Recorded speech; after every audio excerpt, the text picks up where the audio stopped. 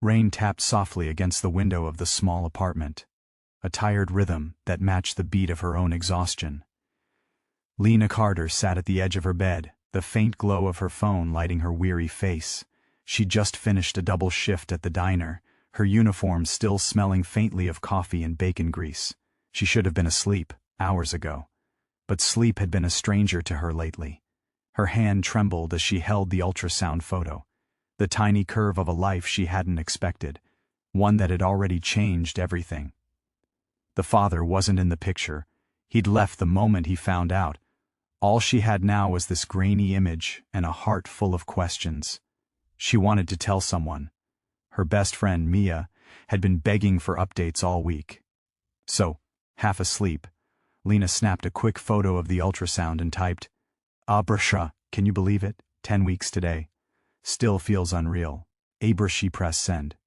Her phone buzzed almost instantly, except the name on the screen wasn't Mia. Unknown number, Dominic Russo. Lena frowned. Her pulse stuttered.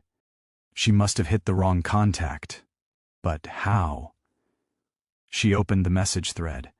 The ultrasound image stared back at her, tiny and delicate, and underneath a single new message blinked. "Dominic, that's my child."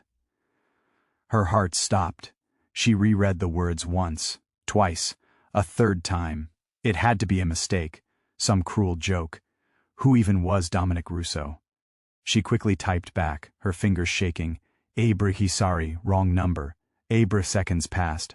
Then, Dominic, who is this? Dominic, where did you get that photo? About the way he wrote made her tone was sharp, commanding, like someone used to getting answers. She didn't respond. Instead, she tossed her phone onto the bed and buried her face in her hands. It's fine, she told herself. He'll realize it was a mistake and forget it. But she couldn't shake the unease curling in her chest. The next morning, the city felt colder. Lena walked to the diner, head down, clutching her coat tighter around her.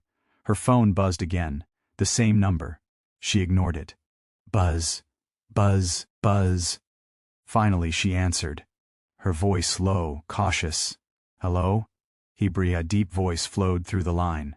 Smooth, controlled, dangerous. "Who are you?" I think you've got the wrong person," she stammered. "I sent that photo by accident."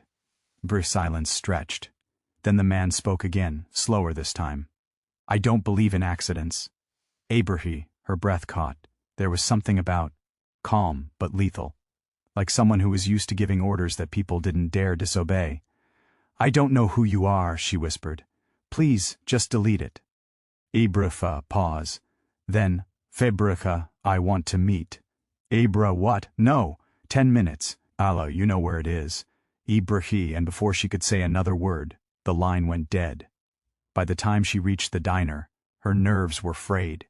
She tried to focus on her routine, tying her apron, pouring coffee, smiling at regulars, but her hands wouldn't stop shaking. Mia noticed first. "Hey, what's wrong?" Lena forced a smile. "Nothing. Just tired." But she wasn't convincing anyone, especially not when a sleek black car pulled up outside the diner's window and parked. The kind of car that didn't belong on her side of town.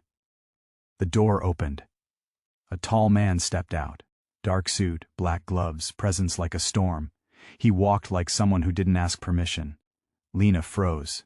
The same face she'd seen once before, in the news. Dominic Russo. The name hit her like a blow.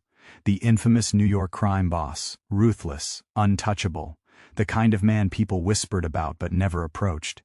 And now, he was walking into her diner. Her throat went dry. He scanned the room once, his eyes sharp and unreadable, before they landed on her. For a moment the noise of the diner faded, just the two of them, his gaze pinning her in place. Then he approached the counter. "Coffee," he said, voice low, black. She turned, fumbling with the mug, coming right up. As she set it in front of him, his hand brushed hers, deliberate, controlled. "You're the one who sent it," he said quietly. Her breath hitched. "I told you it was a mistake." He studied her face, unreadable. "You're nervous. Because you showed up at my job. Then talk to me and I'll leave." His words were calm, but his eyes, dark gray, cold and stormy, didn't match. "I don't know anything," she said, voice shaking. "I just sent the wrong message." He leaned closer. "You sent an ultrasound, sweetheart. That's not a wrong message. That's personal." His proximity made her heart race, not just from fear, but from something else she didn't want to name. "I told you." "It's not yours," she managed to say. His jaw clenched. "Then who's the father?" She froze. That's none of your business." For a long moment, he said nothing. Then, quietly, "It might be more of my business than you think." For the next few days, Dominic Russo didn't disappear like she hoped. Instead, he began showing up, quietly, like a shadow that refused to fade. Sometimes, he'd be sitting at the far table in the diner, reading the paper, pretending not to watch her. Sometimes, a car she didn't recognize would park across her apartment at night.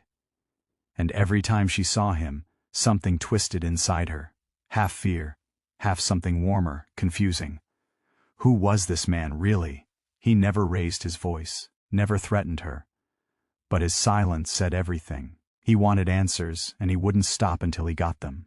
One evening, after closing, she found him waiting outside. The rain had started again, soft and steady. "You shouldn't be here," she said, arms crossed. "Neither should you," he replied. "You work too late." Free, she frowned. "What do you want from me?" He stepped closer. "The truth." Lightning cracked overhead. She flinched. "The truth is, that child isn't yours." Dominic looked at her for a long time. Then, quietly, "I lost someone once. She was pregnant when she died." Lena's breath caught. "She had a mark," he continued, his eyes flicking to her wrist. "Right here." He reached out slowly, lifting her sleeve, and froze. A faint birthmark, the same shape he remembered. His gaze snapped up to hers. "Where did you get that?" She pulled back. "I've had it since I was born." "Why?" For the first time his mask cracked. Something like disbelief flickered across his face. "She had that same mark," he whispered. "Right there." Her pulse raced. "This is insane," she said, shaking her head. "You think I'm, what, reincarnated?" He didn't answer. Instead he said softly, "Maybe fate isn't done with me yet." That night Lena couldn't sleep. She replayed his words again and again. Something about his eyes, that pain buried behind his calm, wouldn't leave her mind. She knew she should stay away, but something told her this wasn't over. Not by a long shot. The diner felt quieter that morning, the kind of quiet that comes after a storm. But Lena knew better. The storm hadn't passed. It had simply changed form. Dominic Russo hadn't shown up for 3 days. 3 days of peace.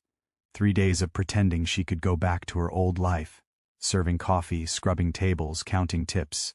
But peace, for her, had never lasted long.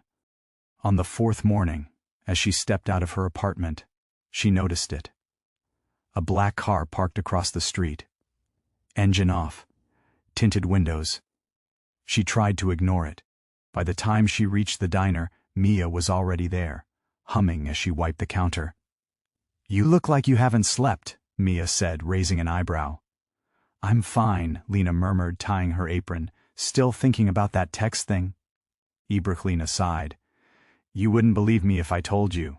Mia leaned in. "Try me." But before Lena could answer, the diner bell chimed. And there he was, Dominic Russo, immaculate as ever in a dark suit that probably cost more than her yearly rent. The air seemed to shift when he walked in, heavy with quiet authority. Mia's jaw dropped slightly. Who's the GQ model?" Lena didn't respond. She just tightened her grip on the coffee pot. Dominic's gaze found hers immediately, calm, steady, unreadable. He walked straight to the counter. "Good morning," he said, voice smooth as silk. "Coffee again?" she asked, trying to sound casual. "Yes," he said. Then, after a pause, and a conversation. Lena glanced around. The diner was half full. Good. Witnesses. She poured his coffee and leaned closer, her voice a whisper. "You can't keep showing up like this." "I can do whatever I need to," he replied simply. You don't understand.